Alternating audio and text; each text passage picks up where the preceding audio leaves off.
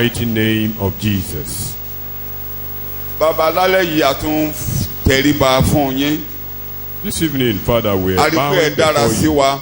We know you are good to A rí us. pé ọ̀rọ̀ yín nìkan ló gbé wa ró. Only your word sustains Agbára us. yín nìkan ló gbé wa ró. Only your power sustains us. Torí bẹ́ẹ̀ náà làwa náà ṣe péjọ ti ọ̀rọ̀. That's why we gather unto thee. Ọlọ́run ọ̀rọ̀ bá wa sọ̀rọ̀. God of the world, speak to Ọlọ́run ọ̀rọ̀ us. tàn ìmọ́lẹ̀ sí ọkàn wa. Heavenly Father, shed your light Ọlọ́run upon ọ̀rọ̀ our lives. lálẹ́ ètú gbé wa ró. Lord, today, Fi uphold ẹsẹ̀ wa us múlẹ̀. and keep us through. Ní orúkọ Jésù ni mo gbàdúrà. In Jesus Christ. Orí kìíní ìwé Dáníẹ́lì. We are still on chapter 1 of the book of Daniel. Dáníẹ́lì àti àwọn ẹgbẹ́ rẹ̀ tàbí ọ̀rẹ́ rẹ̀. Daniel and his companion or his friends. Àwọn Dáníẹ́lì àtàwọn ọ̀rẹ́ mẹ́ta gbogbo wọn jẹ́ mẹ́rin. Daniel and his 3 other friends, making 4, Tí a kó lọ sí ilé àjòjì taken to a strange land tí wọ́n ń kọ́ ní àṣà míì. that have been taught Tí wọ́n ń strange kọ́ ní ẹ̀kọ́ míì. doctrine and traditions. Ṣùgbọ́n tí wọ́n mú ìdúró wọn pé wọn ò ní bàjẹ́. But they took their stand that they will not get spoiled. Lórúkọ Jésù Olúwa ò ní jẹ́ kẹ́yìn náà ó bàjẹ́. May the Lord prevent you from spoiling. Ìhà tí wọ́n kọ sí Ọlọ́run The attitude towards God wọn ò jẹ́ kó yí padà bó tilẹ̀ jẹ́ pé wọn ò sí nílùú wọn mọ́. was not altered despite the fact that they were in a strange land. Àwọn mẹ́rẹ̀ẹ̀rin yẹn sì ní ìrẹ́pọ̀ wọ́n so mọ́ Ọlọ́run ẹlẹ́dàá baba Abraham tí ó baba wọn. And 4 of them had strong fellowship with God. They cleave unto the God of Abraham Ọlọ́run dẹ̀ and wá Isaac fún wọn and ní Jacob. ọgbọ́n àti òye torí ti bẹ́ẹ̀ ó jẹ́ kí wọ́n mọ nǹkan. And God gave them spirit of excellence and wisdom. Àṣà gbogbo ẹ̀ wà ní introduction wọ́n wà o. Àṣà ìlú yẹn kò yí wọn padà. The tradition of that land, they Bó never tilẹ̀ jẹ́ pé changed àṣà yẹn them. yàtọ̀ sí ti wọn. Although that was a strange doctrine to Àwọn our kan own. tó burú níbẹ̀ ni wọ́n bẹ Ọlọ́run fórí ọ̀fẹ́ láti borí. They prayed to prevail upon the evil and satanic traditions. Àwọn àṣà tí ò bá ti tako Bíbélì.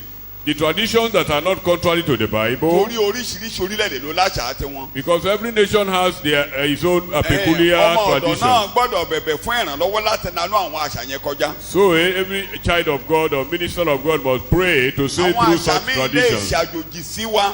There are there are some traditions that might be Bẹ́ẹ̀ tí ò ní contrary and nǹkan strange to kan us, ṣe pẹ̀lú ètò ìgbàlà. but that they are highly irrelevant to salvation. Ojúṣe wa ni ká gbójú kúrò níbẹ̀. It is our duty to take Kódà off àwọn our àṣà eyes from bẹ́ẹ̀ ó them. máa wúlò láti mú ètí Ọlọ́run ṣẹ. And there are other traditions that we help to propagate the Fún plan and àpẹẹrẹ, purpose of God. Bí a ṣe ń sìnkú níbí báyìí wọn ò sìnkú bẹ́ẹ̀ láwọn ibòmíì. Take for instance, the way our funeral services are conducted here are not like that in other Gbogbo places. nǹkan ìyẹn ò ní kankan ṣe pẹ̀lú ètò ìgbàlà. And all those things are irrelevant to the Kó má work yà of ọ́ lẹ́nu kó salvation. fẹ́ ṣe ìsìnkú ọmọ ìjọ kan wọ́n ní kí àkọ́bí ọmọ ìjọ kó ṣáná sí okó sí bàbá ẹ̀ kán súnlé wọ́n ṣáná sí òkú kán gógile kán dẹ̀ súnlé eru wọ́n àṣẹ wàá kérù yẹn sókó sí má jẹ́ kó dẹ́rù bà ọ́ erùpẹ̀ ní ìwọ owó padà di. You don't be set off balance when you get to a place where the first child will set the corpse of the father ablaze, after which the ashes will be collected for burial. That is irrelevant to destination of wàá the máa fi people. àkókò ṣòfò láti fẹ́ yí àṣà wọn padà má yọra ẹ lẹ́nu. You'll be wasting a lot of time to alter that tradition. Tú àwọn ọmọ wọ̀nyí gbégedé. These very people, they were excellent Torí wípé wọ́n ń wojú Ọlọ́run. because they looked unto God. Ní gbogbo ibi tí a bá ń là kọjá Ọlọ́run ẹ̀mí mọ́ yóò ràn wá lọ́wọ́. Ojú Ọlọ́run tó wò ó. All the things we are, as difficulties we are passing through, the Lord will help us to focus on Him. Ọjọ́ wàhálà là ń máa kọni ọkùnrin. It is in time of trouble that we know those who are valiant. Torí àwọn ọmọ wọn wà nù wàhálà báyìí wọ́n kún ọkùnrin lé làtó mọ̀ pé wọ́n jọkùnrin. Because these children, they were in a strange land and in problem. That is when we get to know their stability in A ò God. lè mọ̀ bí a ṣe jẹ́ bí a bá kúrò láàrin ilé ká kúrò níbi tí a ti ráyè. We might not know our value and worth until we get out of our circle, get out of our immediate environment. Ìgbà tínú níbí ní gbé Fílípì kúrò nílé làtó mọ̀ pákọ́ ní ọkùnrin ni. It was when, through persecution, Philip got himself down to Samaria that we got to know that he was ó valiant. débẹ̀ ó dàbẹ̀rù fún Jésù He olùgbàlà. got there and disseminated the good news ó of ṣe Jesus. ojúṣe tó lè ṣe ibi tọ́wọ́ ẹ̀ ò ká. ó ní káwọn He alàgbà did wá what parí he iṣẹ́. could, why other apostles has to come down for a assistance. wà níbí báyìí láti kẹ́kọ̀ọ́. We are here to learn. a wà níbí láti ró wa ní agbára. We are here to reinforce torí us. àmọ́ ibi tó lúwa máa fi wá sọ̀kò sí Because we don't know nígbàkúùgbà. where your God will jet you àmọ́ bí into jíjì or ayé throw máa you gbé to. wa lọ. We don't know where the storm of life àmọ́ will bí take tí you wàhálà to. ayé máa gbé wa lọ. We don't know where the problems of the world will take you to. so lónìí olúwa á ràn wá lọ́wọ́ láti mú ìdúró wa. The Lord will help us to take our stand. ọjọ́ àlàáfíà là ń múra ogun o. You prepare for war when there is peace. àwọn ọmọ wọ̀nyí ti múra ogun lẹ̀ kán tó kúrò These nílé. children are prepared for war before they go to so ìgbà tí àwọn Babylon. nǹkan wọ̀nyẹn dé kò bá wọn lójijì. So when those circumstances came, they were not torí caught wọ́n ti ní unaware. ìgbé ayé kán tó kúrò nílé. Because they've developed a very strong lifestyle before they ẹwọ́n bàbá departed their Pétérù tó home. dẹ́gbẹ́ àṣà àwọn Júù ti mọ́ lára ó dójú àlá gan wọ́n ní kó jẹ̀jẹ̀ kó jẹ́ ó ní baba ńlá ò jẹ́ rí. Look at Peter, who has been engulfed in the tradition of the Jews, even in a trance when he was ordered to kill strange animals. He refused. ẹni pé ó ti mọ́ lára ni. Because ó dójú àlá gan ó kọ̀ kó jẹ́. it had become his lifestyle and he refused to eat olùgbàlà it. ló dẹ̀ fi ìran yẹn hàn lẹ́ẹ̀mẹ́ta pé kó jẹ́. It was God that showed him the wọ́n trance, tún the ka revelation Bíbélì 3 sílẹ̀ times. yọ kò síbẹ̀ ó lóun baba ńlá ò jẹ́ rí. Bible was read to him thrice and he refused. ó ti gbé nǹkan jẹ nínú He àṣà have wọn. imbibed the tradition, bẹ́ẹ̀ la the ṣe culture gbọ́dọ̀ of the gbé Bíbélì Jews. jẹ. So should the Bible Ká be gbé ìlànà our ayérayé life jẹ. pattern? The principles of the Bible should be in us. ẹ̀mí máa ràn wá lọ́wọ́ o. The Lord will help us. Daniel orí ìkíní là ń kà báyìí. We are in Daniel chapter 1. ìkíní ẹsẹ̀ 18 láti bẹ̀rẹ̀. Verse 18. 19, 20, 21 la fẹ́ lò lálẹ́ yìí. nígbà tí ó sì di òpin ọjọ́ tí ọba ti dá pé kí á mú wọn wá nígbà náà ni olórí àwọn ìwẹ̀fà mú wọn wá síwájú Nebukadnesari ọba sì bá wọn sọ̀rọ̀. ó ti tó yes. Now- olórí àwọn yes òyìnbó ẹ̀. Now at the end of the time, which the king had set for bringing all the young men in, the chief of the eunuchs brought them before Nebuchadnezzar.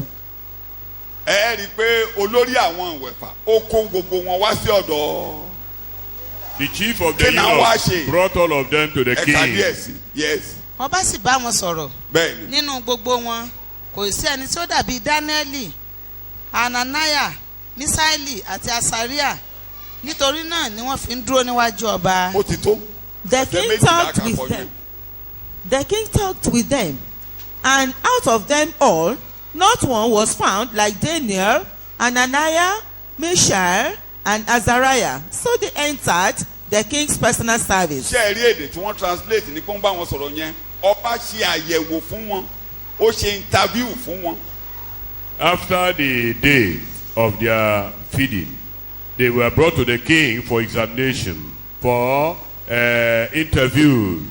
gbogbo wọn pátápátá tí wọ́n kó lọ láti lọ kẹ́kọ̀ọ́ ẹ má gbàgbé pé kì í ṣe àwọn mẹ́rin yẹn nìkan lójú ọmọ Júù bẹ́ẹ̀. Remember, these four were not the only Jews or only people that are involved. ẹ má tún gbàgbé pé kì í ṣe àwọn nìkan ni Nebukadnesari kó ní ìgbè. And they were not the only one taken to captivity. kì í ṣe Júù nìkan ló wà ní It ìgbè. was not only Jews. ìkẹta àwọn ọmọ Bábélì gangan tó jẹ́ àwọn akẹ́kọ̀ọ́ wọ́n wà lára wọn. And even the Babylonian scholars were there. Gbogbo wọn náà The kó students, jọ. they were there. All of them were there. lẹ́yìn ọdún mẹ́ta tán máa yẹ̀ wọ́n wò. And after the expiry day, ọba ló máa yẹ̀ wọ́n wò it was the pátápátá. king that will examine them. ọba béèrè oríṣiríṣi béèrè lọ́wọ́ He wọn. cross-examined them. He asked them several questions. débi ọ̀rọ̀ sísọ débi ewì. Even to the speech making Oratory. and even oratory Títí débi and pé- philosophy. gbogbo ẹ̀ ló béèrè lọ́wọ́ wọn pátápátá. He asked them questions. ó tún wò bọ́n ṣe gbọ́n sí bọ́n ṣe lóye He sí. examined their level of wisdom and ó wo prudence. ọgbọ́n òṣèlú wọn ó yẹ̀ wò. He looked at their political ó wò wọ́n báwo ni wọ́n acumen. ṣe lè máa hùwà láwùjọ He- báwo ni wọ́n ṣe lè jẹ́ olórí kan darí. He examined their conducts and characters and leadership qualities. gbogbo ìyẹn ló yẹ̀ wò pátápátá. He examined all these. lékè gbogbo rẹ̀ Above all, kókó kan ló jáde níbí yìí. tí a gbọ́dọ̀ kíyèsí tó ṣe pàtàkì There's an pátápátá. important point that Orí came yẹn out láti máa here. We kẹ́kọ̀ọ́ díẹ̀. must uphold it. Wọ́n ní kò sí ẹnìkan There was nínú none gbogbo wọn pátápátá among tó all dàbí àwọn ọmọ mẹ́rin. like the 4 Hebrew children. None. Kò sí ẹyọ ẹnìkan tó dàbí àwọn ọmọ No mẹ́rin. one like the 4 Hebrew children. Kí làṣírí ẹ̀? What do you think was the secret? Psalm 119 verse 19 to 100. Àṣírí Psalm 119, 19 to 100.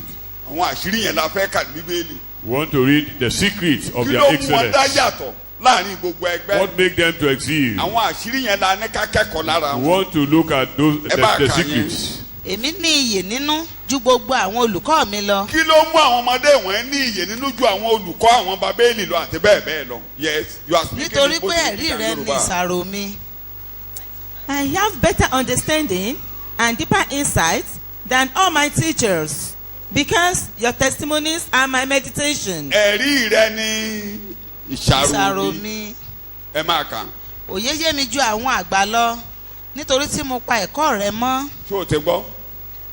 I Àṣírí wọn understand. nìyẹn, yes. I understand more than the aged, because I keep your precepts, hearing, receiving, loving, and obeying them. Ẹ̀rí bọ́n ṣe gbé jáde. Wọ́n gbẹ́kọ̀ọ́. Wọ́n gbà wọlé. Wọ́n ronú lé lórí. Wọ́n fi gbélé ayé. Ó gbé wọn ró. So gbogbo nǹkan tó ń kọ́ wọn pátápátá bọ́n ṣe máa lúgọ rèé. Ẹ̀kọ́ ẹ̀dẹ̀mọ̀ pé kò sẹ́kọ̀ọ́ kẹta ẹ̀fẹ́ kọ́ ní gbogbo àgbáyé pátápátá.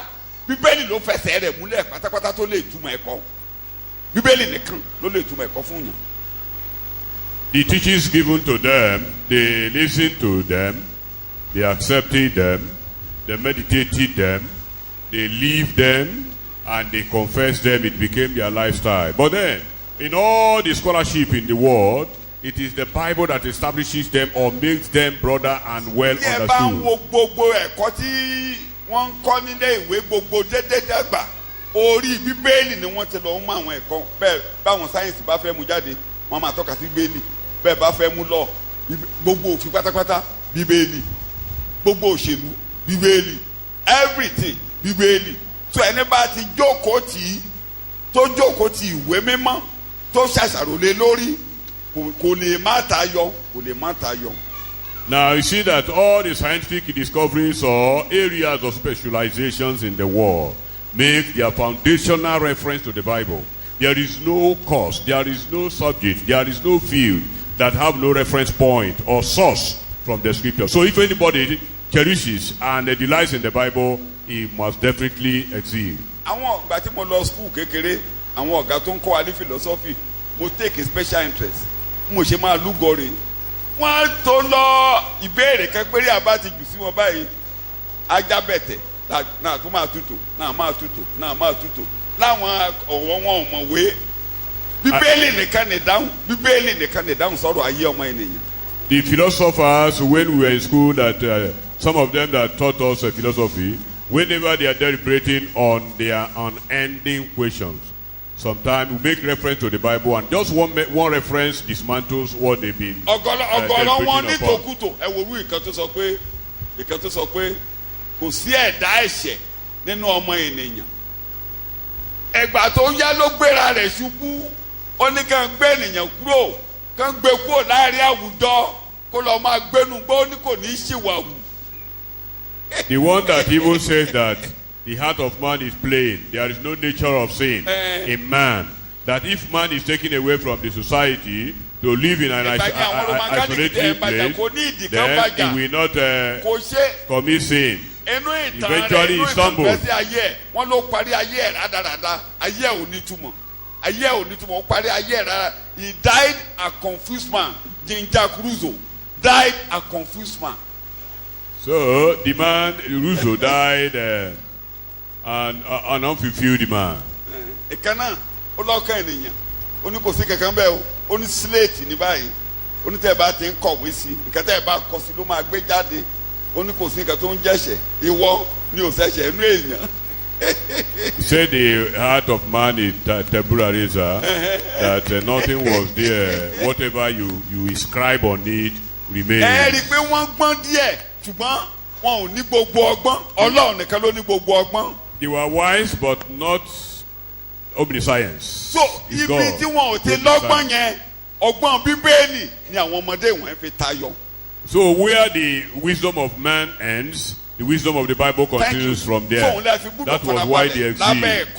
That's why you must ibi táwọn ẹgbẹ́ yín bá ti ń give ṣubú yourself to ẹ tayọ. teaching. Where your other colleagues are falling, ibi táwọn you ẹgbẹ́ yín ò bá ti will rọ̀nà kọjá ẹ kọjá. where your colleagues are stopped, you will cleave freely. kì í ṣe ọ̀run nìkan ni Ọlọ́run fẹ́ kó wa lọ tó bá jọ̀run nìkan ni jọ́tà bá gba Jésù la máa kú. It's not only heaven that God want to take us to. Otherwise, we would have died the very day we got born Ọlọ́run fẹ́ kí again. gbogbo ayé ó mọ̀ bí Ọlọ́run ṣe tó nínú ẹ̀yin ọmọ Ọlọ́run. God wants the entire world to know His awesomeness in you, His Bàbá children. Paul tiẹ̀ gbé jáde nínú Éfésù orí ìkẹta ẹsẹ̀ ìkẹsàn àti ìkẹwàá pé ìjọba Ọlọ́run jókòó tì. In Ephesians Àti chapter láti 3 mú kí verse 9 gbogbo and 10, ènìyàn- gbogbo God àwọn is ìjòyè àwọn alágbára after the church, kán lè mọ̀. so that principalities mọ and ọgbọ́n powers Ọlọ́run. might You are know reading the Bible. the manifold Yes. wisdom of God. àti láti mú kí gbogbo ènìyàn rí kí ni iṣẹ́ ìríjú ohun ìjìnlẹ̀ náà já sí èyí tí a ti fi pamọ́ láti ayébáyé nínú Ọlọ́run ẹni tí ó dá ohun gbogbo nípa Jésù Kristi kí ó bá lè fi ọ̀pọ̀lọpọ̀ onírúurú ọgbọ́n Ọlọ́run hàn nísinsìnyí fún àwọn ìjòyè. ẹ máa gbọ́ bẹ́ẹ̀ yẹn kó fi ọ̀pọ̀lọpọ̀ onírúurú ọgbọ́n Ọlọ́run hàn ní ìsinsìnyí fún àwọn wo. àwọn ìjòyè yes. àti àwọn alágbára gbogbo àwọn alágbára tí wọ́n ní wọ́n gbọ́n láyé. nínú àwọn ọ̀run bẹ́ẹ̀ ni nípasẹ̀ ìjọ. àtàwọn ẹ̀mí òkùnkùn eléyìí àti eléyìí kò rí kán mọ èdè yẹn sóò lágbára kódà mo fẹ́ràn ẹ̀ púpọ̀ púpọ̀ onírúurú ọgbọ́n Ọlọ́run onírúurú ọgbọ́n Ọlọ́run.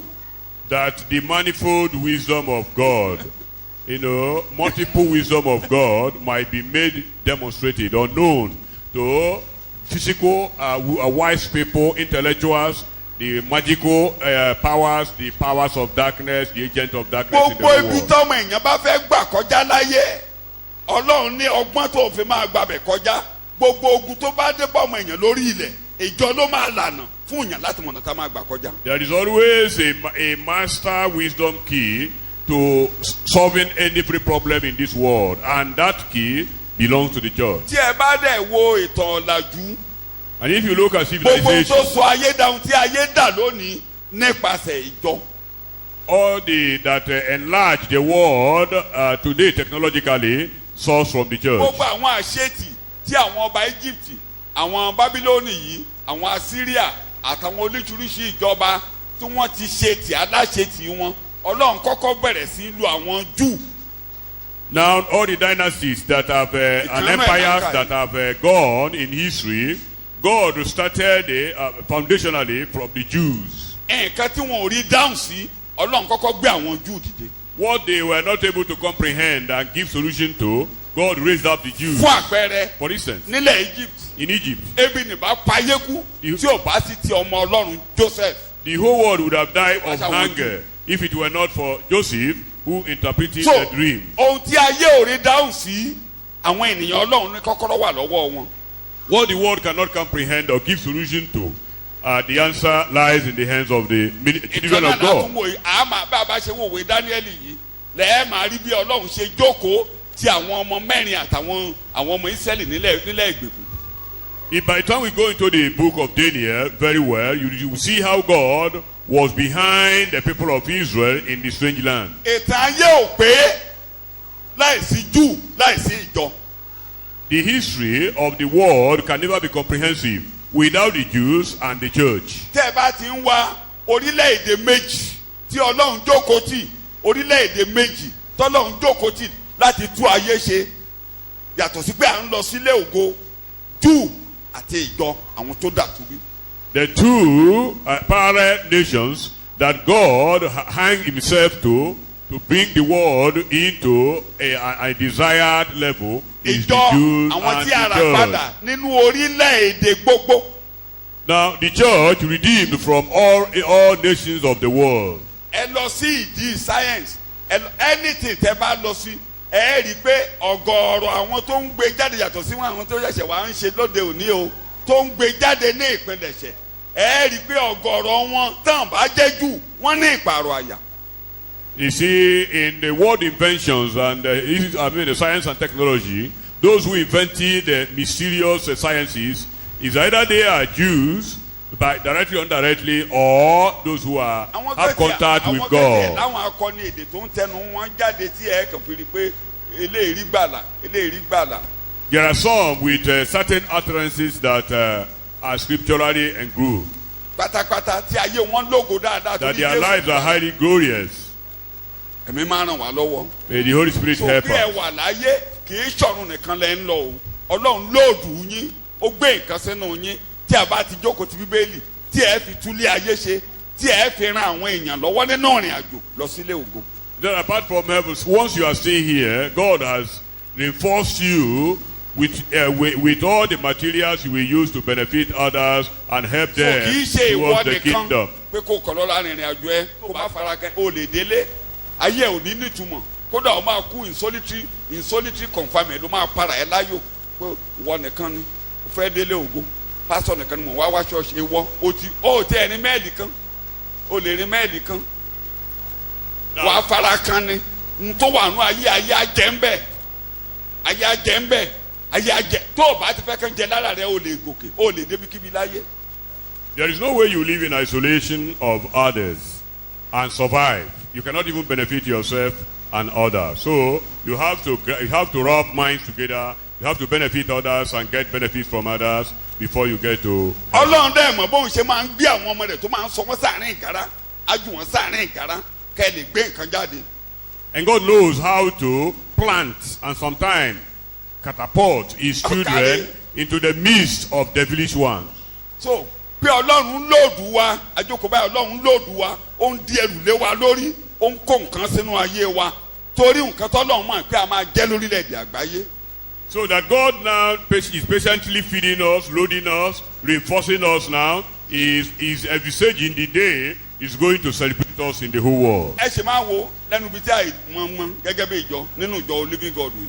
Àwọn ọmọ kan wà níbi tó ti farabalẹ̀ fẹ́ kọ́ tí ìrere yé tí ìrere yẹn náà fi ń gbélé ayé ẹ lọ wò wọ́n níbikíbi tán bá wà ẹ lọ wò wọ́n níbikíbi tán bá wà wọ́n máa ń tayọ ni wọ́n á dá yàtọ̀ ni. Even here, some of our children that patiently listen to the word and get the message, anywhere they get to, they will definitely float. They will feel. You'll be different, peculiar. Ṣé ẹ rí i pé a pè wá lẹ́nìyàn ọ̀tọ̀ kì í ṣọ̀rọ̀ ẹnu lásán. That we are called peculiar people is not just a theory. Ọ̀rọ̀ ẹnu lásán kọ́. That we don't belong to them is not an exaggeration. Nínú ọgbọ́n agbèjáde apariwo wa jáde àwọn àkànṣe nǹkan táwọn ayé ò lè rí ṣe Ọlọ́run á ṣe nípasẹ̀ wa. God will celebrate us and will disseminate himself through us. What the world cannot do, God will do through us. So má gbàgbé ibi tó wà ó dá yàtọ̀ o. Don't forget that where you are peculiar, you are different. Ẹ dá yàtọ̀ pátápátá. You are completely different. A ní kò sí ẹni tó dàbí àwọn ọmọ mẹ́rin. None is like unto them. Àṣírí yẹn là ń rí bẹ́ẹ̀ pé that is secret. That because of the Bible, they acquaint themselves with the Bible. Ẹnìkan sọ ọ̀rọ̀ kan olùkọ́ life ó sọ nǹkan mẹ́rin kan nípa wọn mẹ́rin ó láwọn àwọn ọmọ wọ̀nyí ó ní wọ́n tayọ nínú iṣẹ́ wọn wọ́n tayọ nínú iṣẹ́ wọn jẹ́ ká kíyèsí nǹkan mẹ́rẹ̀ẹ̀rin yẹn ìkíní wọ́n tayọ they achieve excellence in their work 4 things. Èkejì wọ́n sin àwọn ènìyàn. Ìkẹta wọ́n gbàdúrà sí Ọlọ́run fún ìrànlọ́wọ́. Ìkẹrin wọn ò gbọ̀jẹ̀gẹ́ nínú ìgbé ayé ìwà mímọ́ wọn nínú ìwà wọn ò gbọ̀jẹ̀gẹ́. These people, they outshine in all their works. In all their, they never compromise their standard And they concentrate on God. They focus their attention One. on God. Ọlọ́run ò yí lu ọ̀lẹ o ẹ lọ ka bíbélì dáadáa. God never uses. Ọlọ́run ò yí lu ọ̀lẹ ọ̀lẹ ò ní túmọ̀. He never uses slogan. Ọ̀lẹ gbogbo nǹkan tá a bá ti ń ṣe. Lazy people. Bíbélì ní fi gbogbo agbára rẹ ṣe. Whatever you want to do, do with all your might. Kódà ohun tó ń ṣe lọ́wọ́ ló máa sọ bọ́jọ́ ọ̀la rẹ ṣe máa rí. What you doing currently will determine your future. Inú igbó la ti lọ mú Dáfídì wá. David was brought from the field. Iṣẹ́ tó ń ṣe nínú igbó yẹn ló fi pa Goliath. The training he went through in the bush assisted him and inspired him to kill Ó Goliath. bá bàbá rẹ̀ ń ṣe darandaran. Ibẹ̀ ló ọwọ́ títí kan ọmọbìnrin títí kan ọmọbìnrin títí kan ọmọbìnrin. Bó ní Rebecca ti ṣoríire ìdí iṣẹ́ ló ti ṣoríire. Even the Rebecca succeeded at the place of duty. Nǹkan méjì ló ràn Rebecca lọ́wọ́ níbẹ̀ yẹn. Two things helped Ó jẹ́ Rebecca. akọni ọmọ tó múra síṣẹ́ tí ò ìrojú pé òun aṣọ́re òun lè sin èèyàn òun lè ṣe nǹkan fún èèyàn òun ló fi tágẹ́ẹ̀tì nǹkan táyé ẹ fi dá. She was industrious and hardworking by going to get water at Ó kàn any dé ní time. odò. And she was not reluctant Ẹ in mọ̀ pé omi giving jẹ́ to wàhálà wọn. others. Remember, that Ó dẹ̀ pọ́n mi. the land is the Kò dẹ̀ desert. kò mọ̀ pé nìkan ti gbàdúrà pé ní tó máa pọ́n mi fóun. Ó kàn dé bẹ́ẹ̀ ni. Ojú òró ó dẹ̀ pọ́n mi. Omi tí ràkúnmí máa mu tí kẹ́tẹ́kẹ́tẹ́ máa mu. He fetched Tí water kẹ́tẹ́kẹ́tẹ́ máa mu. to satisfy a camel. Camel and Kì í ṣerú omi tí And ẹ̀yìn máa omi horses. mélòó lẹ́yìn lè mu. drink a lot of Omi mélòó water. lẹ́yìn lè mu. Ẹ ò lè mu 2 litres. Ẹnìkankan yín kẹ́ ẹ mu 2 litres lórí ìdúró. Before you as a person can drink Kíní 2 liters of water. 500 ml tán kó sínú ọ̀rá yẹn tẹ́lómi bá mú tán lára yín ṣe láàárẹ̀ yín. Ọjọ́ tí mo fẹ́ tán fẹ́ ṣe x-ray fún mi tán ní kí mi mu mẹ́fà ẹ̀ ẹ̀mí mi fẹ́ bọ́. Wọ́n ní kí mi máa mú wọ́n ní máa mú méjì wọ́n ló ti tó wọ́n ní máa mú mẹ́fà. I was asked to drink 6. Wọ́n ní wọn ò ní rí nǹkan tó wà nù mí dáadáa tí mi ò bá That mú without mi yó. drinking water, they will not capture, the X-ray will not capture what is expected. Mo mú mi yó. Ordinary lèmi ò lè mu méjì. Naturally, I cannot drink Tó ń more pẹ́ bá than gbẹ 2. ọ́ pátápátá kó mu mẹ́ta. But if you are extremely thirsty, you can drink 3. Ṣé mẹ́rin yẹn yó kẹ́tẹ́kẹ́tẹ́? The 4 cannot satisfy us. So ọmọbìnrin sáàfù kẹ́tẹ́kẹ́tẹ́. This woman satisfied the Ojú òró ó ń horses. pọn mi. ó ń She pọn was mi, not fed ó ń up, she pọn was mi, not ó ń tired. pọn mi. Bẹ́ẹ̀ náà ni ìránṣẹ́ tí Ọlọ́run rán ó dúró omi wò ó. Then the minister of Lórúkọ Jésù ọ̀lẹ Abraham àti rojú òní bá ti yín jẹ́. watched her. May you not be Ṣé àmọ́ ẹgbẹ́sẹ̀ tí wọn ò rán nílé So- lóúnjẹ yẹn bẹ̀ tó ti mọ lára láti jẹ́ oníṣẹ́. indolence. Ẹ̀yin She alágbára began to be ọkùnrin. industrious. Ẹ̀yin alágbára ọkùnrin. Ye Àti strong ẹ̀yin alágbára men obìnrin and tẹ́ ẹ jẹ́ strong mọ̀mọ́ women. àti bàbá. Ẹ má bàa yí àwọn ọmọ yín jẹ́ o. Don't spoil your children. Yorùbá ló sọ pé ọmọ alágbára máa ń ṣe kẹ́ni. The children of strong people are usually lazy. Pàápàá ẹ̀yin tó jẹ́ pé kò sẹ́ni tó lè tẹ́ ẹ̀yin lọ́rùn. Particularly you that nobody can satisfy. O kú tán. You can easily put off your life. Jẹ́ kán mọ̀ bá ń ṣe ń gbálẹ̀. Let them know how Jẹ́ to kán ṣe sweep. bẹ̀ máa supervise ẹ̀ Let máa kọ́ them wọn. Máa kọ́ prepare wọn. soups and stew. Bẹ́ẹ̀ni ká ẹ ṣe ṣe. Do it Máa this kọ́ way. Instruct them. wọn. Ó dàbí ọmọ mi kan tó ti dolóògbé báyìí. Just like one of my Ìgbà tó má rí children ìṣe náà that fúnra is lóyún. deceased now. Ìyàwó ẹ̀ ògùn yán rí nílé bàbá àti ìyá ẹ̀. The wife never Òun dẹ̀ pounded mọ yán jẹ. yam, Ó mọ yán jẹ. but he knew how to eat Òun náà pounded ló sọ yam. fún wa o. Ó ní ó lóun wá wò pé ṣé òun lá máa gún yán fọmọbìnrin yìí lọ. He said, will I be the one to continue to pound yam for this Ó ní my wọ́n wife? ṣe iṣu. Ó lóun dẹ̀ fọdó. He said, Ó lóun he ní bá ṣe prepared fọ́ a ni. yam, he Ó lóun ní washed kó the fọ́. mortar and pestle. Ó nígbà tó jiná. When it got Ó cooked, lóun tú kan sí. he said he Ó put lóun one, ó lóun ṣe example fún. he gave an example, Ó he lóun kó. pounded it, Ó ní ó yá. Ó and then lóun he tú put kan. another Ó yá, one and said, òun náà you try this one. Wọ́n ṣe ní pàkan. So they were pàkan. exchanging it one after Nǹkan the tán other. jọjọ gún lọ́jọ́ yẹn náà náà jọ jẹjẹ bẹ́ẹ̀. Ó lè má dáa bó ṣe yẹ kó dáa tó àbí bẹ́ẹ̀ kọ́. Gbọ́n ó ń kọ́ ń ṣẹ́. She was Ó tún ṣe èkejì. training her. Ó tún ṣe bẹ́ẹ̀ gbọ́n máa parí ẹ̀ lẹ́ẹ̀kẹta. Ọwọ́ ọmọbìnrin ti módó. When it got to a point, the sister became perfect. So tó bá kọ́ mọ kò lè mọ̀. What you never Mẹ́jọ jẹ́ kó teach jẹ. your children, they Tó will bá not ṣọ́ra know. ó ṣẹ̀ṣẹ̀ fẹ́ jù jẹ́ kó jẹ nígbà tó bá yá. torí ìgbà tó bá yá ó máa rẹ̀ ọ́ ò ní lè ṣe Eventually you'll be gbogbo tired. ìjẹkújẹ tó o fẹ́ jẹ ní àná yẹn ló yẹ ṣe á máa jẹ nígbà tí o yẹ kó So jẹ. the food you never bargained for, you'll be forced Because to go for. bí a ṣe ń gbó sí ni agbára wa á máa dínkù àbí agbára ń pọ̀ sí The older you are, the weaker you become. ẹ kọ́ wọn ẹ má jẹ́ ń rojú Train them. ẹ kọ́ wọn kán Not to gbálẹ̀ be indolent. ẹ kọ́ wọn kán fọbọ́ How to àbúrú wash kọ́mọbìnrin plates. lọ ní ọkọ̀ kó má mọ̀ bọ́ fọ̀.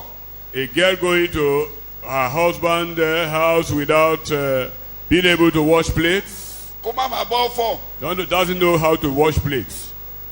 ìyàwó mi ló wà bẹ́yìn bí mo ṣe máa ṣe glass cup báyìí mi ò fi plastic mu mi nígbà tá a ṣe máa nà sókè I báyìí. use glass cup to drink tán water. bá ti fọ́ If you wash tó it, bá ti mọ́ if it is clean, omi drop omi ò gbúdọ̀ sí nínú glass cup yẹn ó gbọ́dọ̀ neat wálẹ̀ ni tí ò bá ti rí bẹ́ẹ̀ kán lọ tún fọ̀ kò mọ́. if you turn it upside down, there shouldn't be, it shouldn't ó retain, lépo it shouldn't retain tí ò bá lépo drop of water.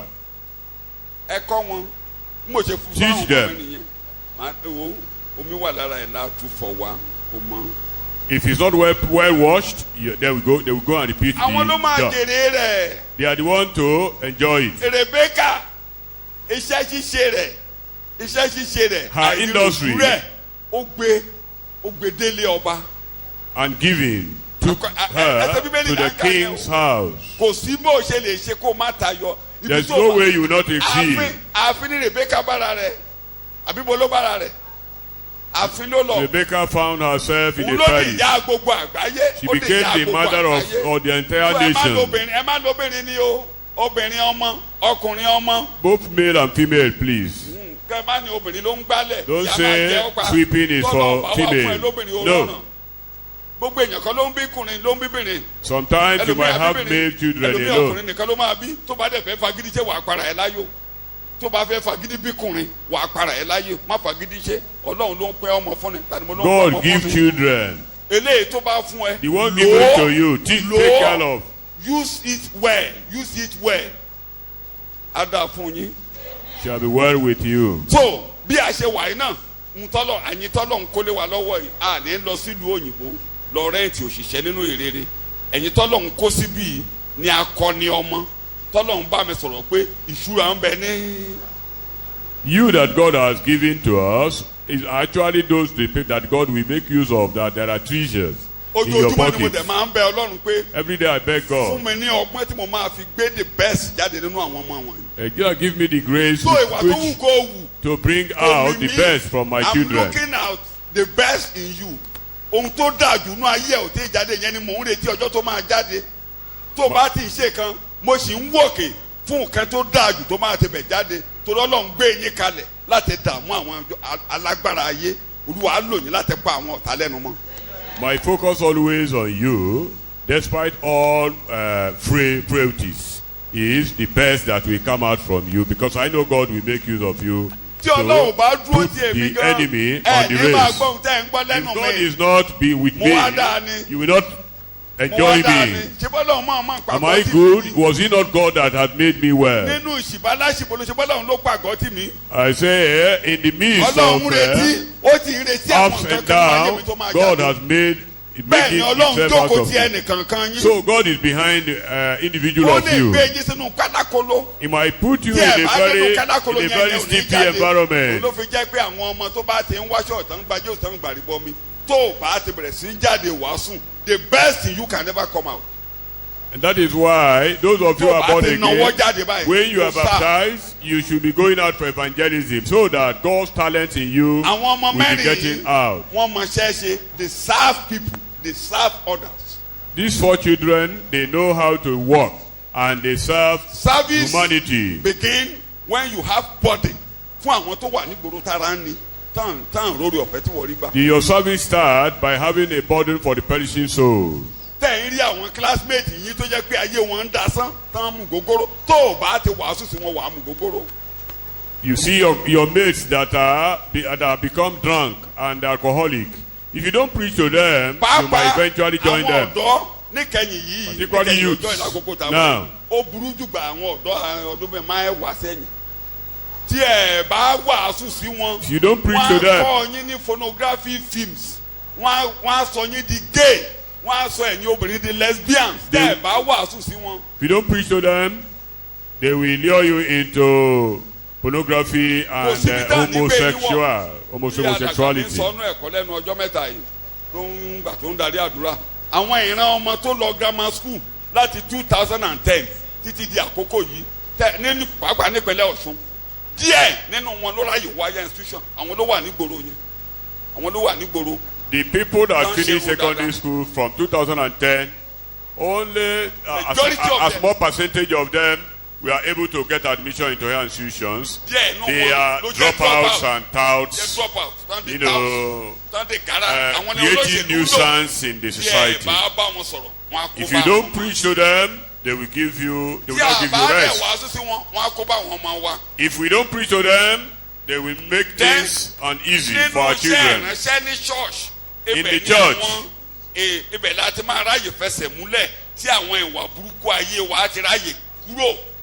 the all the various ministries in the church, if you get yourself acquainted with them, it is there you are purged. You cannot be a man of excesses will be removed without being part of the ministry. You can never be a man of integrity without being part of the ministry. Torí bẹ́ẹ̀ náà tẹ máa tẹ ọmọ lẹ̀, náà tẹ máa rún ọ, náà tẹ máa ntó nǹkan burúkú nú ayé ẹ. Kódà èdè tí mo lò ní pé ẹnu iṣẹ́ ìrìnsẹ́ ló ti máa ṣu dídùn, àwọn àjẹbí burúkú bẹ̀ ló ti máa ṣu àgbẹ̀ ẹ̀dànù. Now, you know, when you acquaint yourself with the ministry, there will be frictions until you become very smooth. That is it. So, that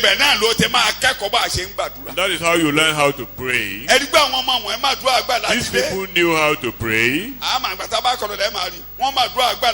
They knew how to pray from home. They prayed. They discovered that the behaviors of the Babylonians are very different. They exceed in all dimensions. May you exceed in Jesus' name.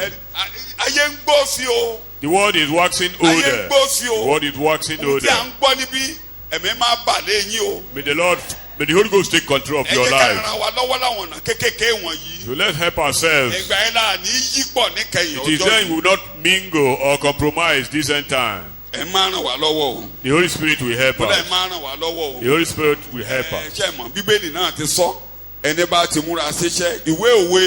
22:29 jẹ́ kí n lọ yẹn síbí jẹ́ kí n lọ síbẹ̀ kó yé wa dáadáa kí n tó máa yan àwọn ẹsẹ̀ ìwé òwe 22:29. The Proverbs chapter 22 verse 29. bí a ṣe bá lè bí ká láàfin àfẹ́ la máa ń bá rú àwọn ọmọ bẹ́ẹ̀. 22:29. ìwọ rí ènìyàn tí ó ń fi àìṣèmẹ́lẹ́ ṣe iṣẹ́ rẹ̀. tí ó fi àìṣèmẹ́lẹ́ ṣe iṣẹ́ rẹ̀. òun ó dúró níwájú àwọn ọba òun kì yóò dúró níwájú àwọn ènìyàn lásán. òkè lókè bó ló máa lọ sí. Bonimo ló máa lọ sí. Wájú àwọn ọba. Ní bala lọ́wọ́ láàrin àwọn yẹ̀sùyẹ̀sù òkè lókè ó máa tayọ á tayọ. Anyone that is prudent in his work, that is industrious, faithful in his work, will not stand with you before me men but before kings. So òun lè rí pé àwọn ọmọ wọ̀nyí àwọn mẹ́rẹ̀ẹ̀rin wọ́n tayọ láàrin ẹgbẹ́. That's why these four children lórúkọ Jésù ẹ̀ tayọ láàrin ẹgbẹ́. You will exceed in Jesus' name. ọkàn wà nìyẹn gẹ́gẹ́ bí òjíṣẹ́ Ọlọ́run. Our desire as ministers of God. You are not the only one God wants you to exceed. You take hold grip of your family to exceed. It is this very terrible period that we know good Christians. Those who will swim through. They were in captivity. They succeeded. May you overcome at the end. Don't settle with riffraff. Don't settle at this side of Jordan. Say, well, that is the world trend. That is the trend of the world.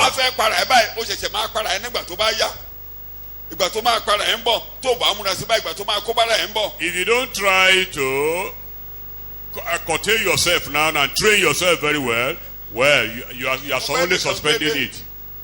You are suspending it. The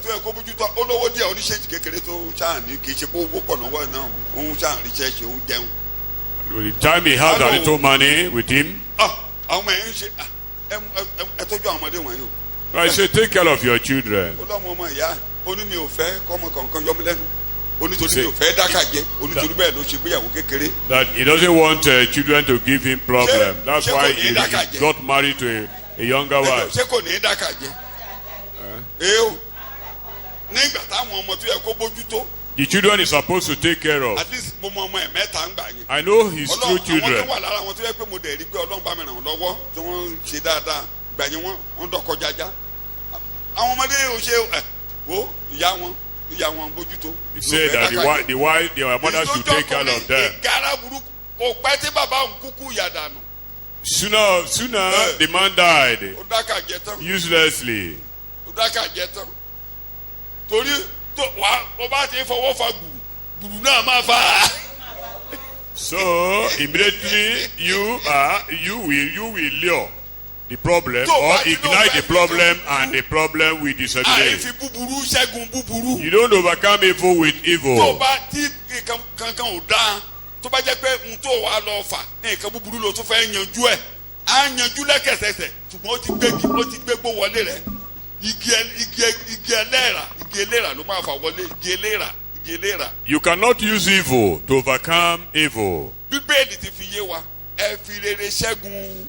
But you use good to overcome evil. Don't be overcome by evil. ìyàwó ẹ lè gbé wà búburú kalẹ̀ má torí ìwà búburú ẹ̀ má tẹ̀lé gbé ibi jáde tó o bá fa gbùrù ìwọ ló máa gbégi eléra o ìgbùrù tó lọ fà jẹ́ eléra ló máa gbé wọlé tàbí igi gánragánra igi ẹ̀gún ìwọ ló dẹ̀ máa gún.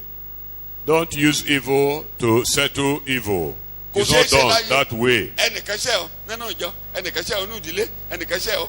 Someone offends you in the church or in your family. o ṣe fúnra rẹ. And because of that you start vindicating. These children wọ́n tayọ èmi náà tayọ. These children exist.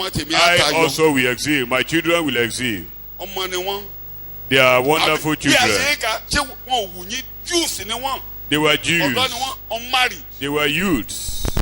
Unmarried. ọmọ kékèké tó ń ṣẹ̀ṣẹ̀ ọ̀dọ́ àwọn ọmọ tó bẹ́ àwọn tó jáde ground school tó yẹ kó máa wo yunifásitì lọ́wọ́ àwọn ọmọ tó jẹ́ pé wọ́n ṣẹ̀ṣẹ̀ já lẹ́nu ọyàn tó ń ṣẹ̀ṣẹ̀ já lẹ́nu ọyàn tó ń ṣẹ̀ṣẹ̀ kó lábẹ́ ààbò ìyá wọn and look at them look at the training received at home tí wọ́n dẹ̀ rọra gbéná jẹ mọ̀ ọmọ lè kó làkàtà yẹ at 15-16. Your 17, children 18. can depart from you at 16, depending on the structure God has made them of. Ọlọ́run ní mọ̀ bó ṣe ṣètò ayé ọmọ kankan. God has ọmọ mi lè structured fi ọ̀dọ̀ children. ẹ lẹ̀ at age 12. Child can depart from you láì at kú kó má rí mọ́ 12. ìyá fẹ́ dàgbà. tó bá ti gbé jẹ ló máa gbé It is what you have given to the child that will help the ó child. lè jáde grammar school kó tó lọ. He might finish from secondary school before departing. tó bá dẹ̀ ti lọ o lè má rí mọ́ n tó bá gbé jẹ n tó gbé fún nígbà yẹn ọyàn yẹn ló ń bọ̀ wá gbé fún ọmọ. The child can only live by those things you have given to him or òun ló ń her. bọ̀ wá gbé fún ọmọ kò sí kó má mọ̀ mọ́ ẹ̀. And that is what the child will pay you kò ṣeé ṣe láyé back kó with. má mọ̀ mọ́ ẹ̀.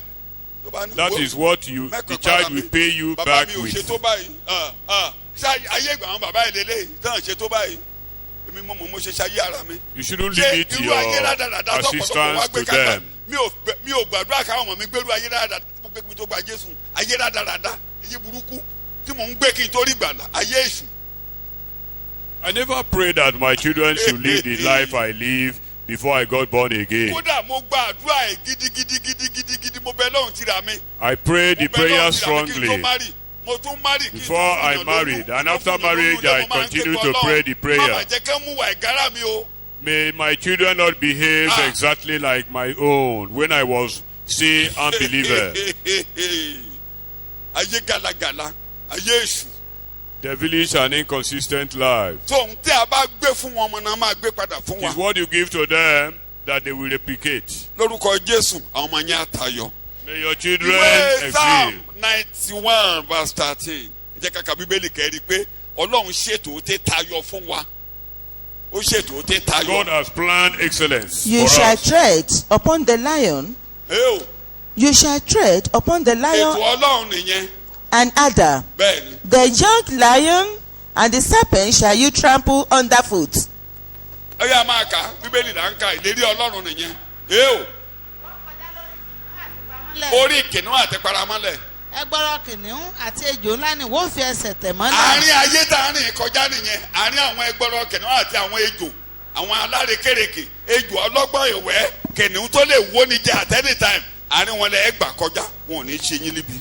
We are in the world full of lion and serpents, candy people, serpentized people. Prepare them for the pass future. through them without The being world judged. is wicked. The world is wicked. Ìfẹ́ ayọ̀ àlàáfíà la lè fi lanú ayé kọjá. Ẹni tí ò bá ti ní ìrere orí ọ̀fẹ́ sínú kó máa láyọ̀ kó máa fàlàáfíà báyàn lòkò lè mú. Tó bá gbé wicked lọ́wọ́ àwọn tó wicked are wicked yẹn. The world is wicked, and it's only love, joy, and grace with which you pass through this world and injure. The world is full of wickedness.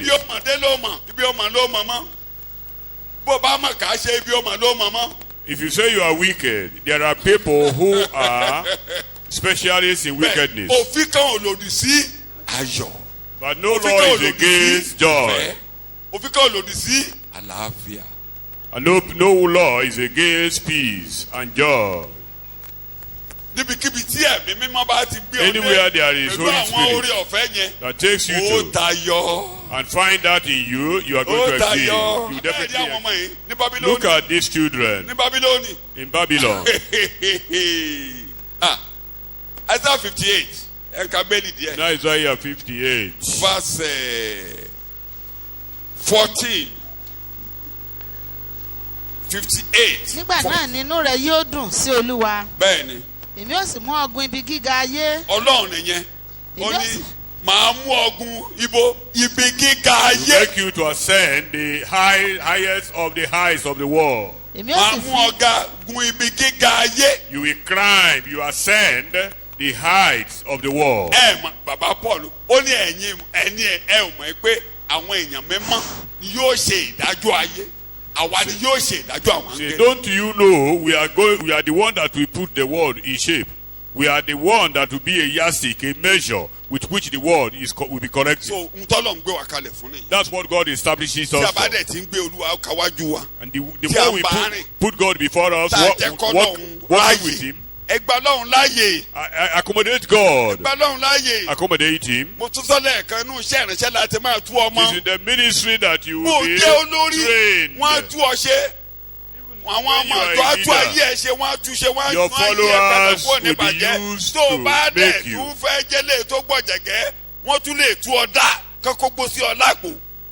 And if you are one that is prone to compromise, you will easily fall into it.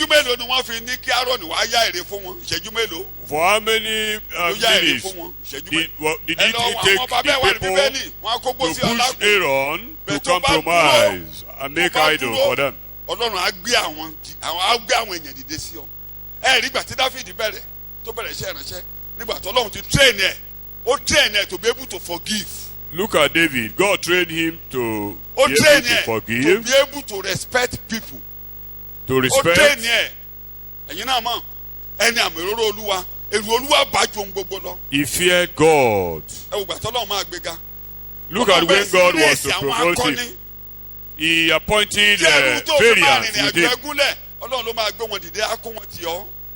God will raise up variant ones that will help you. Volunteers follow David, sincere volunteers.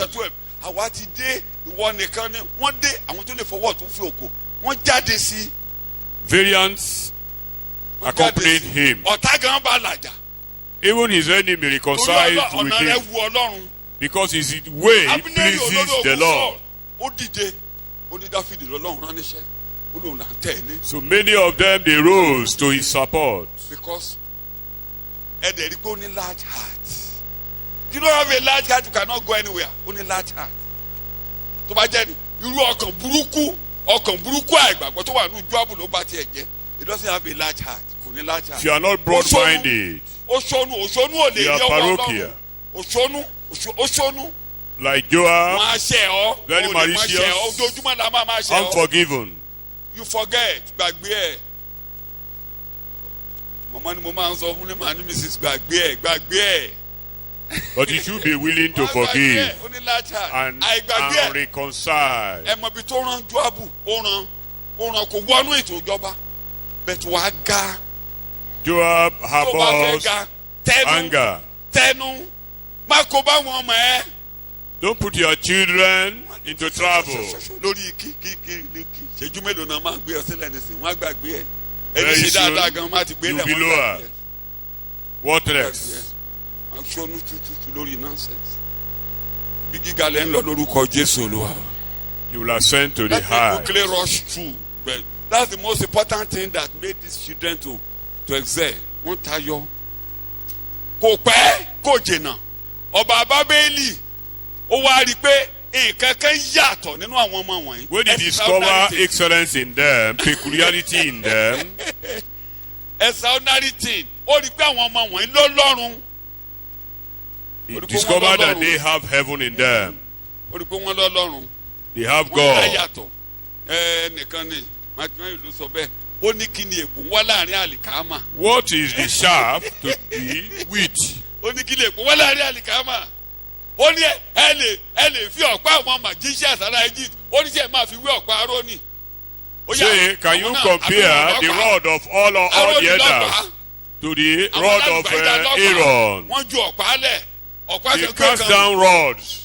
ṣé kan lè dúró lẹ́gbẹ̀ẹ́ kejì. Tí Ọlọ́run bá ti gbọ́ wọlé àwọn others ọmọ cannot rẹ̀, stand. àrékèrèkè ayé ò ní dúró lẹ́gbẹ̀ẹ́ wọn. Wọ́n á máa tayọ ni. Your children, they will exceed. Ẹ̀rí bí ọ̀pá Arónì ṣe gbé mi. Look at the way the rod of Aaron padded. Ọlọ́run mọ̀ pé àwọn olubi wà láàrin wọn lẹ́ẹ̀tayọ. God knows that there are evil ones, but in their midst, you will exceed. Be loaded. Let God load you. Let God fill you. Jẹ́ kọ́ lọ́run Let mọ̀ God ọ́. fill you. Jẹ́ kọ́ Let lọ́run God kún ọ. possess you. Jẹ́ kọ́ lọ́run Let tún ẹ God ṣe. Jẹ́ possess kọ́ lọ́run you. kọ́ Wà á ọ. dàbí ọ̀dẹ̀. Nígbà tó It Ọlọ́run will bá appear ṣe, as if wà á you dàbí ọ̀dẹ̀. are Ṣùgbọ́n ignorant àkókò ń bọ̀. or a fool Táwọn aládùúgbò sometimes. yà á dúró, tó wà náà dúró. But the time comes Ẹnìkan yà when we have the trade fair, Sọlédè Yorùbá wa a máa bá display Àlàbí of yàtọ̀ sí materials. lábìlàbí. Wọ́n á tayọ jàre. There will be a trade fair Àwọn tó where wù mí ni mò ń sọ yẹn, materials tó wù. are displayed. Ohun tí mò ń package ayé mi fún nìyẹn. that's what I package my And I'm life for. packaging my children for that. At the same Anywhere thing, they are, I anywhere package they my are. children for. Ó ń kọ́ wọn, wọ́n á gbógun tì wọ́n. They wage war against them. Wọ́n gbógun tì wọ́n. Kì í dẹ́rù Wage bá war mi máa ní against them. forget. Múra sí nǹkan tó ń ṣe. I always encourage them, continue with what you are doing. They are coming. They are coming. Ìkan tiẹ̀ wà náà ọmọ mi tán. Mo tó ju ẹ̀rí some 2 years tó lé kankankankan. Ó ń ṣe mo ní kò síbi tó ń lọ. Fọ́ọ̀rẹ́ ẹ balẹ̀. Mo lókè ló máa bára ẹ̀.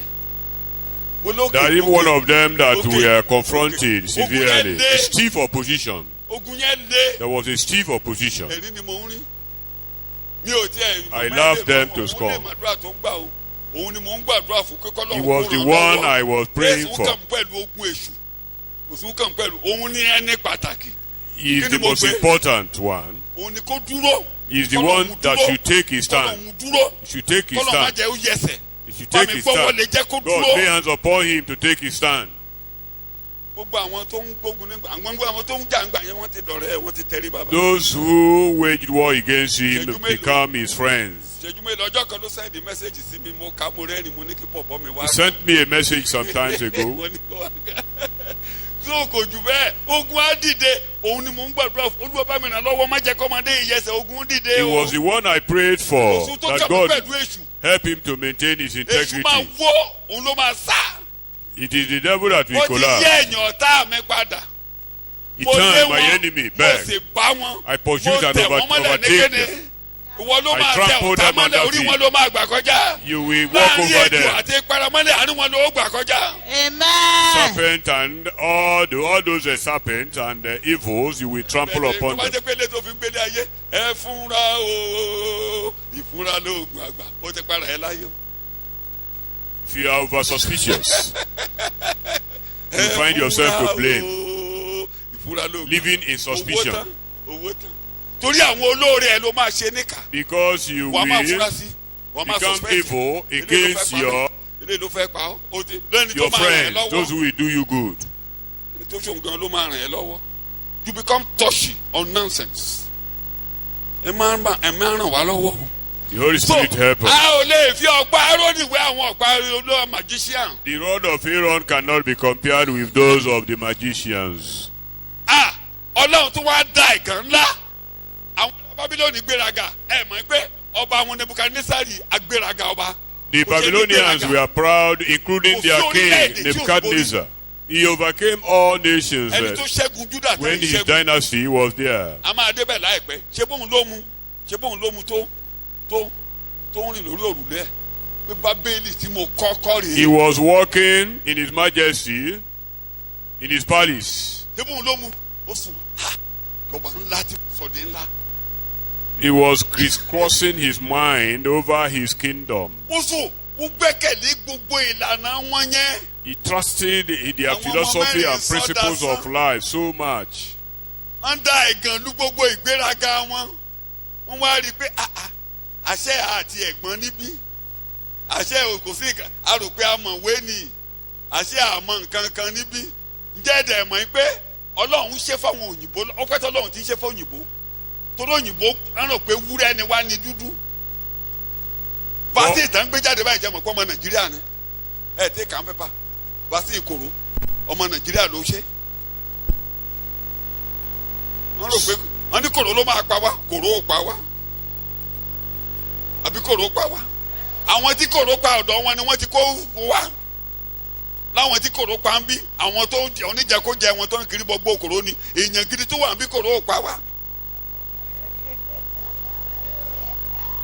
Now, you know the Babylonians, they were very proud. Probably God wanted to use that very tactics to show them that they were nothing, but they don't know all things. Everything is with God.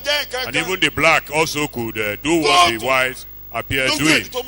Lọ síbi tí ẹnu ọjọ́ mẹ́ta ibì kan wà medical place kan wà ní US tó yẹ pé one of the best hospitals tó dáa ọmọ ṣọ́ọ̀ṣì kan wà ńbẹ̀ ọmọ ṣọ́ọ̀ṣì ní doctor mo ń wà náà la search lọ online náà fún mi ní nọ́mbà medical doctor ó wà ńbẹ̀.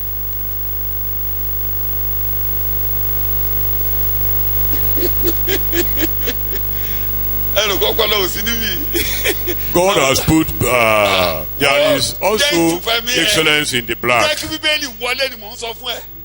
Allow the Bible to penetrate your life. You find yourself there and not here. God humiliated the whites. Even the vaccine for corona was produced by a Nigerian.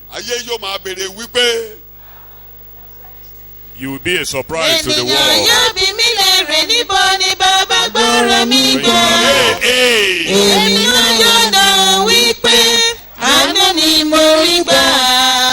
Sórí Jésù ti ṣíwé ìrántí kan mi, ó ràn mí lọ́wọ́. Eléyìí ló wá bá mi ò lè ṣaláìka. Ó wá bá èdè tí màmá náà fi kọrin ní 1 Samuel chapter 2 bí a ṣe máa ń gbẹ́ni rẹ̀ lẹ́ lókè. Tá ń da ẹ̀gàn ń bọ̀ àwọn tán rò pé wọ́n gbéraga. Tó ṣẹlẹ̀ níbẹ̀ nìyẹn. This one agrees with 1 Samuel chapter 2. 1 Samuel chapter 2.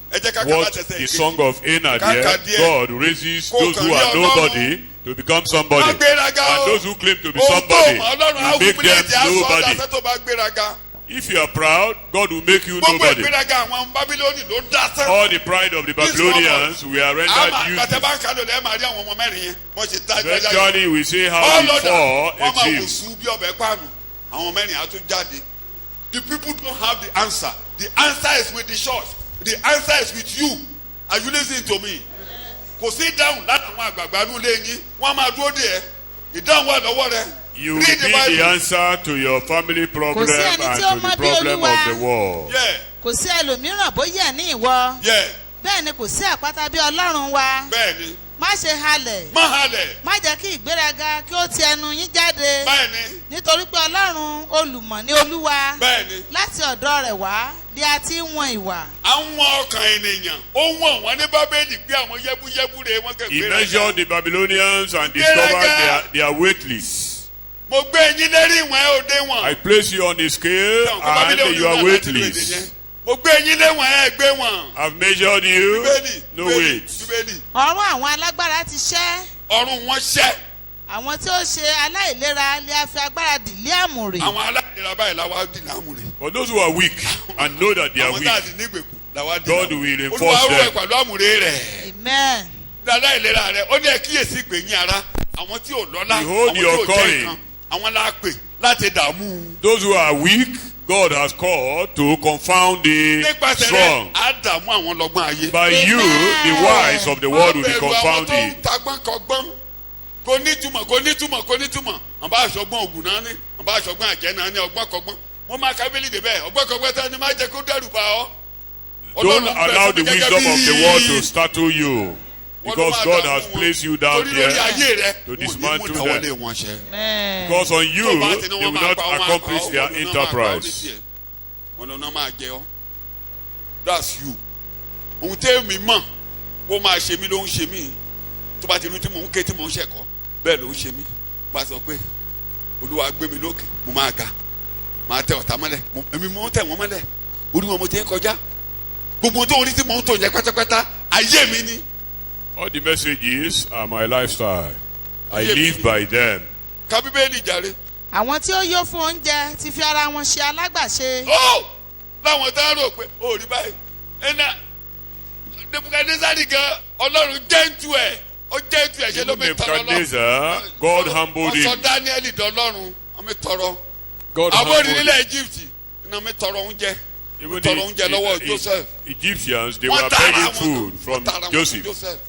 They were begging for food. ka bíbélì àwé ló ayé ẹ̀ fún Jésù ló àwọn ayé ẹ̀ fún ìrere. Use your life for the gospel and Jesus. you are reading. àwọn tí ebi ń pa kò sì ṣe aláìní tó bẹ́ẹ̀ tí àgàn fi bí méje. sórí bẹ́ẹ̀ yẹn ẹni ẹ̀yin tí tó ó jẹ́ pé bímọ ó dàbẹ́ púpọ̀ ní sì pé di ẹ̀yin kankan. You that aláìlágbára. appears to have nothing. má de wọn ara rẹ pẹ̀lú gbogbo àwọn Don't compare yourself àwọn with material things. those who appear to have achieved. amen. You will have more than enough. tó máa ràn yín lọ́wọ́ nínú ọlọ́run á pèsè rẹ̀ fún yín. God will provide all Don't those ask me- things that will don't ask me benefit you. how you are going to do I don't know it. I don't know it. ọba tí ń yí ìgbà tí. àkókò padà. God changes Wẹ́rẹ́. time and season. láàrin ìṣẹ́jú kan o rò pé bó ṣe máa kú ló ṣe wà. Do you think you are going to die the way you are? God has big things to do through me. Big things. I am possessed of God. Ọlọ́run ní nǹkan ńlá fún yín ó níbì jẹ́ kí n kan. rántí ìkan nínú àwọn mentor mi ó ní "Ooh, ooh, are you possessed of God or you are possessed of demons? When you are possessed of God you bring out God qualities. Who is possessing you? Ó ní ṣé Ọlọ́run ló gbé yín wọ̀ àbí èṣù ló gbé yín wọ̀? Tó bá ti jẹ́ Ọlọ́run ni ìwà Ọlọ́run lẹ́nu ẹ̀ pé jáde. Tó bá sì jẹ́ tèṣù ni. ọgbọ́n tí ó ti òkè wá. The wisdom that comes from on high. ní ti gbé ẹ̀ ga ẹ̀ ní ìdí àti gbàdúrà lé lórí. In excellence you are going to exceed. ẹ̀ ní ìdí àdúrà lé lórí ìlànà tọ́lọ́run ti gbé kalẹ̀. It's a principle of God. ìlànà aláǹtakùn ni ìlànà aláǹtakùn ni The principle of the spider. ìlànà aláǹtakùn ni. bó la máa ń bá. èèwò ààfin ọba. tilẹ̀kùn àwọ̀lé. Anywhere in the palace. ọ̀nà ìdímọ̀ You find aláǹtakùn. a spider ní there. lórúkọ Jésù. jẹ́ ń amen. parí ẹ̀kọ́ àkókò ti lọ lọ́wọ́ mi jẹ́ ń parí ẹ̀kọ́. Daniel 1:21 torí mi ò ní padà sí 20 ní chapter 1 mọ́. In Daniel Kódà mo ti ṣẹ̀kọ́ chapter 1 chapter 2 verse sílẹ̀. 21. Daniel tẹ̀síwájú bá mi sáré kà èdè kan mo fẹ́ lò bẹ́ẹ̀. Daniel sì wà síbẹ̀ títí di ọdún ìkíní ti kírúsì ọba. Bẹ́ẹ̀ni ẹ wo àwọn ọba tó là kọjá. Daniel chapter 10 verse 1 will confirm what I'm trying to say. Daniel chapter 10 verse 1. bí ọdún kẹta kírúsì ọba Páṣíà ni a fi ọ̀rọ̀ kan hàn fún Dáníẹ́lì. ẹ máa gbọ́ ẹ wo gbogbo àwọn ẹ lọ kà kẹ lọ kà tán Bábílónì ẹ kọ́ ta láti The history Bábílónì of Babylon. Media Persia Media See. gbogbo àwọn ọba Media yẹn ó là kọjá ó tún dé ti Persia. And Nebuchadnezzar, the Missionaries Persia, cannot die without fulfilling their mission. Missionaries can't die without when there is a mandate on you. I say it regularly. Focus on your mandate. You are going nowhere until you fulfill your mandate. nǹkan tó wá wà ń bẹ̀ ni o. Tó bá ti jẹ́ pé Ọlọ́run pè ẹ́ láti ṣe nǹkan kan tí ojú ẹ̀ ò sì dàrú kúrò ń bẹ̀. o ò ní gbẹ̀mí mi tí ó fi ó parí iṣẹ́ yẹn o. ó máa parí iṣẹ́ yẹn. ó darí gbó kẹ̀jẹ̀kẹ̀jẹ̀ ó lo ọ̀gọ̀rọ̀ ọba gbó gbogbo ọba ló ń kọsẹ̀ lọ́dọ̀ ẹ̀. He Because he used has so a many mandate. kingdoms and He has a kings. mandate. Rírà ojú tí mo fi torí wúra pé ó ní mẹ́rin. nǹkan tó lọ́run gbére lọ́wọ́ láti ṣe. o lè rí kí mi máa gbó tútù o o lè rí kí mi máa síìkì o gbà mí gan máa ṣe mi ò ní mọ̀ ìyàwó mi gan gbà mí tí mi ò bá sọ fún kò ní mọ̀ pé nǹkan ń pẹ lára mi o ṣùgbọ́n I tell God there is a mandate. máa sọ fọlọ́run pé ìpè wà lórí mi What do I call iṣẹ́ it? ìránṣẹ́ kan There is a wà mandate. What do I call it? There is a mandate. Last Sunday ojúṣe kan wà tí o ṣe fẹ́ ni kí mo n sáko ṣe. ṣọ́ọ̀ṣì lọ́lé bẹ́ẹ̀ ṣe ń wò mí yẹn ara mi ń gbóná níbi tí mo ṣe ń ṣẹ̀kọ́ fún yín mi ò gẹ́ẹ̀tì ara mi ò sùn mọ́jú ṣe ni mo ń sá lọ́lé jàjàjà mo dẹ̀ ṣe sá lọ́lé mo kàn tún bomi sára mo tún lie down mo ní there is a mandate before evening gbogbo ẹ̀ tó rọlẹ̀ have a mandate and nothing can stop me from fulfilling my mandate. òsín tó lè dá mi dúró láti mú ète ọlọ́run ṣẹ fún ayé mi. torí bẹ́ẹ̀ ni mo ṣe wáyé. àwọn ojúṣe àti da ìṣúná lójúrú nínú àwọn igbó tó dáa yẹn. mo ní kírùsì ó ṣe mandate tiẹ̀ Josiah ọmọ ọdún 13. Cyrus fulfilled the mandate, Josiah mo ní tó likewise. sọ̀rọ̀ rẹ̀ ó kú ọ̀rọ̀ The tó sọ. prophet that prophesied about it have died, a but the word mandate. of God so lingers. kí mi ò wá kú mi ò ṣe kú ni mo ń retí. We are not when I finish my ordered to mandate I expect death. leave. Without that in the first case. let them gather. Let Yeah, principalities and powers gather, they will not accomplish their enterprise. so àwọn kan sọ pé Ọlọ́run ò ṣèlérí ọjọ́ gígùn fún wa ó ṣèlérí ọjọ́ gígùn nínú mandate. Made Àwọn a kan lè ní pronouncement ọmọdé. of long Forget about life that. in the mandate. gbogbo akóló máa kú lọ́mọdé. Not all of us will die young. àwọn kan lọ lé tó bá ẹni bá parí iṣẹ́ tiẹ̀ tó bá máa dòdàkodà lẹ́yìn yẹn Ọlọ́run á ká èso ẹ̀. After fulfilling your Ọlọ́run mandate, bá rí i pé ó máa dòdàkodà. God might take you away at home, but there is a provision for long life eléyìí in the mandate eléyìí ó tètè in kẹ́lẹ́ Christ tó máa Jesus. ta lè bínú mo parí ẹ̀kọ́. màá di iṣẹ́ bàbá. The enemy might Èṣù lé alẹ̀ kò sóhun tó fulfill fẹ́ the ṣe. mandate.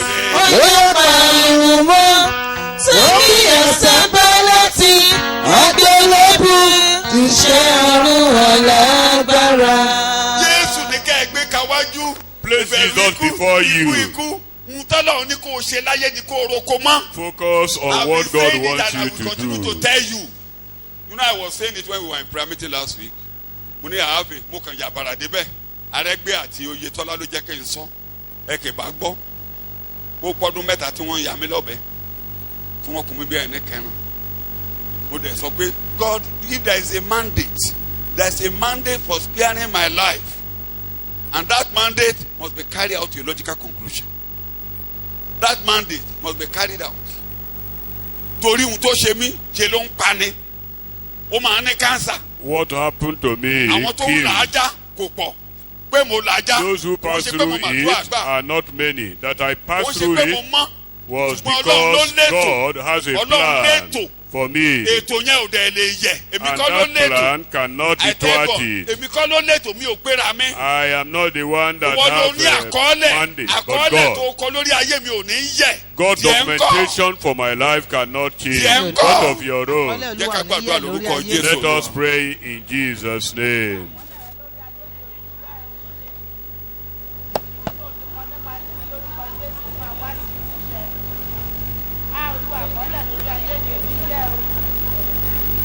Àkọọ́lẹ̀ ìwọ Ọlọ́run lórí ayé mi ò ní jẹ́ o. Olúwa ohun tó ti kọ nípa tèmi Olúwa kò ní jẹ́ o. Jésù lọ lóluwa. Jésù Kristi Olúwa wa. Praise the Lord. Ìfẹ́ ti Ọlọ́run, ìdàpọ̀ ti ẹ̀mí mímọ́ kó máa bá wa lọ. Ẹ ké hallelujah.